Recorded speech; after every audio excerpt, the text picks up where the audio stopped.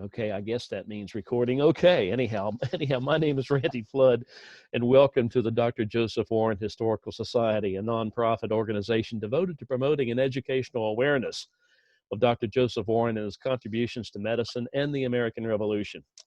Now, today I'm joined by my colleague, historian Christian Despigna, the author of Founding Martyr, The Life and Death of Dr. Joseph Warren, American Revolution's Lost Hero. So today, our guest is Katie Getty.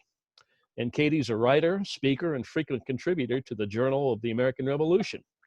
A lifelong Bostonian, she earned her law degree at night from New England, Boston, her BA from Wellesley College with a focus on revolutionary America, and is a graduate of Bunker Hill Community College in Charlestown, Massachusetts. Now, and she enjoys specifically the lesser known aspects of the American Revolution, particularly the Siege of Boston and the British occupation of New York City, which I dare say not very many Americans are aware of. So your specialization is welcome, to say the least. So anyhow, Katie, welcome to the Dr. Joseph Warren Historical Society and our inaugural Zoom meeting. Thank you so much. Christian, would you like to offer a question here at the outset as we begin? You know, the one thing I wanted to ask Katie before we started is, I know you grew up in the Boston area, and I can imagine why you would love the history surrounding the American Revolution, but what actually got you interested in doing smallpox research? As you both know, Christian and Randy, if you study the 18th century, smallpox is always lurking somewhere. And I started to pay closer attention to it when I was studying the exodus of civilians from Boston at the start of the siege of Boston. And in particular, what caught my interest was the really kind of unique way that the Massachusetts Provincial Congress and the Continental Army kind of joined forces to help control the flow of refugees that were kind of pouring out of Boston. A lot of them came out by water, landing at places like Chelsea, and they were potentially carrying smallpox from the city, which, had it got out into the countryside and infected the Continental Army encamped in Cambridge, then that could have been, you know, a disaster. So it was then that I really started kind of getting interested in smallpox and the way in which it was, I guess, controlled or managed. That's awesome. Awesome.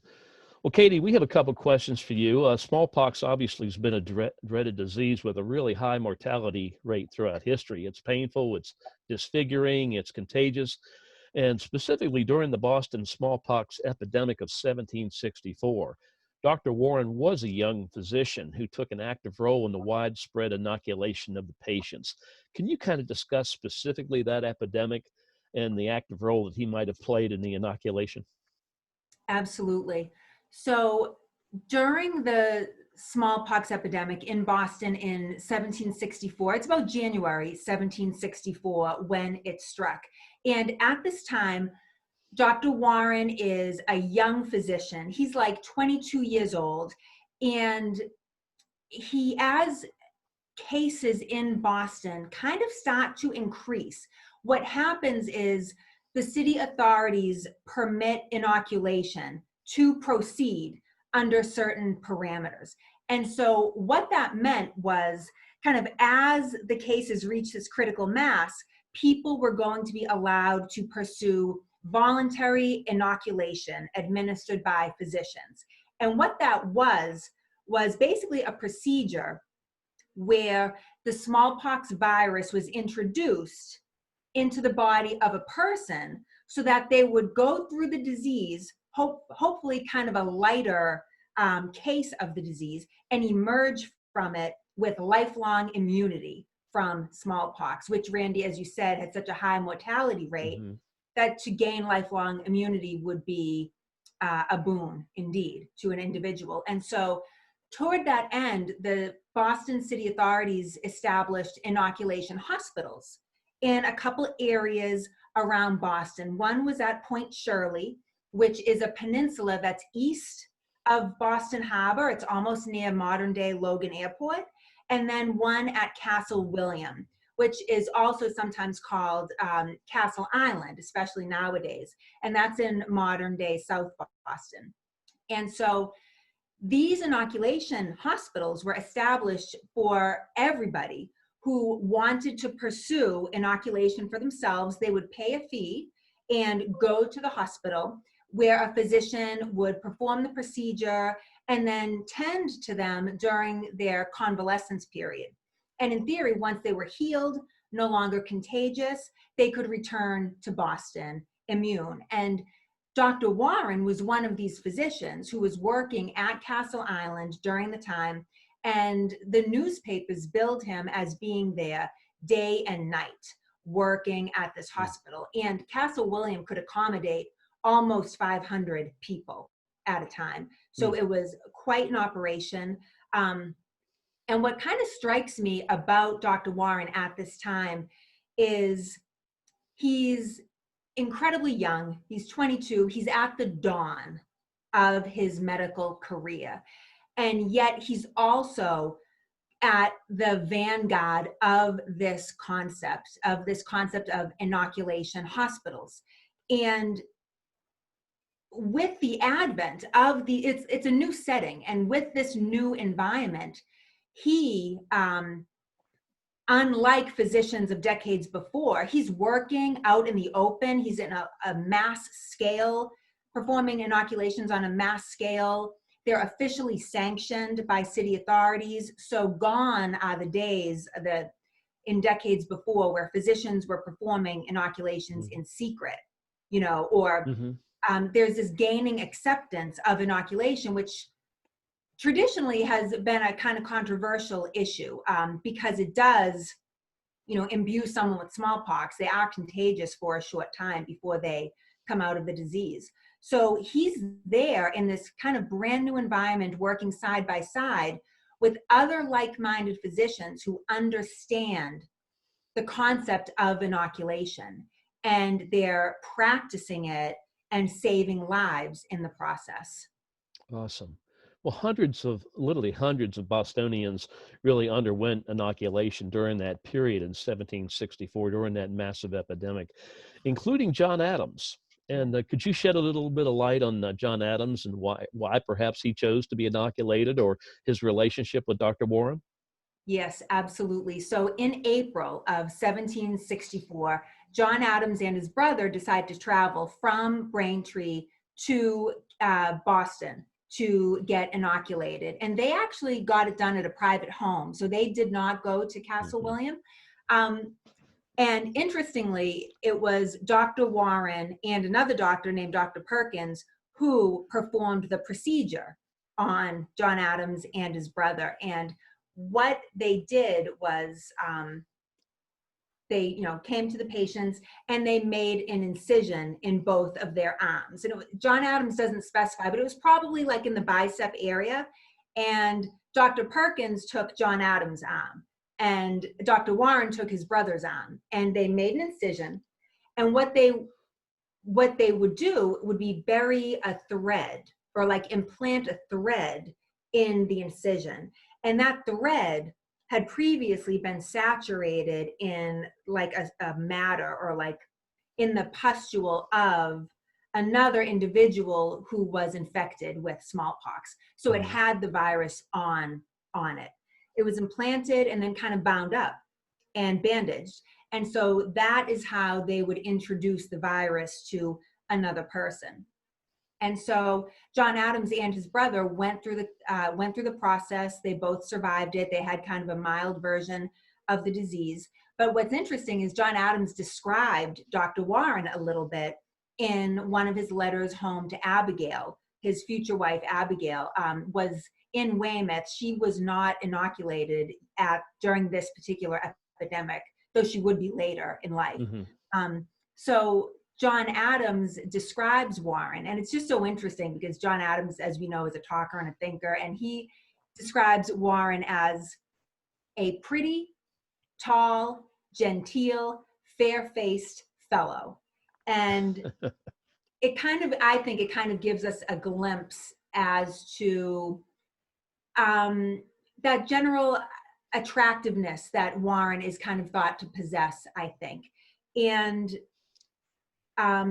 it's also interesting. Adam goes on to say that he did not think that Warren had so much assurance in his address as Dr. Perkins, but he thought it could be because Dr. Perkins was present. And I think that's an interesting glimpse too of a young Dr. Warren who in that moment may have been, deferential to a senior colleague in the room. Yet I think it hints at an underlying confidence in Warren, as Adams was very convinced of Warren's competence in this procedure. Interesting. Well, let me ask you about the process of smoking. You had mentioned in your recent article in the Journal of the American Revolution about widespread smoking, if you will, and smokehouses being set up in towns and all kinds of localities. So tell us about the purifying, the perception, the purifying or disinfecting properties that was associated with smoking back then. Why did they do it? Why did they think about doing it? What purpose did they think it served? So it's really interesting. As I reviewed the Adams letters, John and Abigail's letters to each other, I noticed that they were mentioning items like tobacco, brimstone. And that rang a bell with me because those are some of the substances which at the time were thought to possess this type of purifying or disinfecting quality that was thought to kill smallpox. So before Adams left to get inoculated, Abigail provided him with tobacco. And it's just kind of a throwaway reference in a letter, but it's clear that she expects him to smoke his letters before he sends them to her. So while he was convalescing and writing prolifically as he would smoke the letters, in theory killing the smallpox that could have been on the paper from his lesions on his body, sending it to her. And then on her end, she would have the letters smoked before she opened them. And one letter, she said, it was an infernal messenger. It reached me through fire and brimstone. So it's this neat reference to her purifying them before she opens them. Because as I mentioned earlier, she wasn't immune to smallpox. She hadn't had it yet. And it was thought that maybe a person could contract it through the paper that had been in such an infected house that Adams was in at that time. And so so she would smoke his letters as well. And it's just kind of interesting that it's too, in the whole area, sometimes people, like an entire person, would be smoked. Like a traveler, before he entered a town, might have to enter a kind of like a smoke box, go in, get fumigated, much like a ship that was carrying smallpox would be fumigated with like tobacco or brimstone or frankincense. A whole person at this time could be smoked. I can see some parallels with today's environment. There are a lot. Yes, there are a lot of parallels for sure. Yeah, to say the least. Well, other than the smallpox epidemic of 1764, was Dr. Warren involved in any other major outbreaks or any other diseases or viruses that might have plagued the area? I don't think so. He, as we know, he was killed on June 17th, 1775. And smallpox was probably present, I should say, in Boston in those intervening years from like 1764 to 1775. There were cases. In fact, in the spring before he got killed, there were live cases in Boston, but they just weren't really reaching that threshold of becoming an epidemic. In the summer of 1775, I don't think they reached that threshold either. But by the time you get to the fall, late fall, early winter, 75, 76, smallpox is really flaring at that time. And it becomes more and more of an issue for the Continental Army, as we know, into 1776. But Joseph Warren didn't live to see it.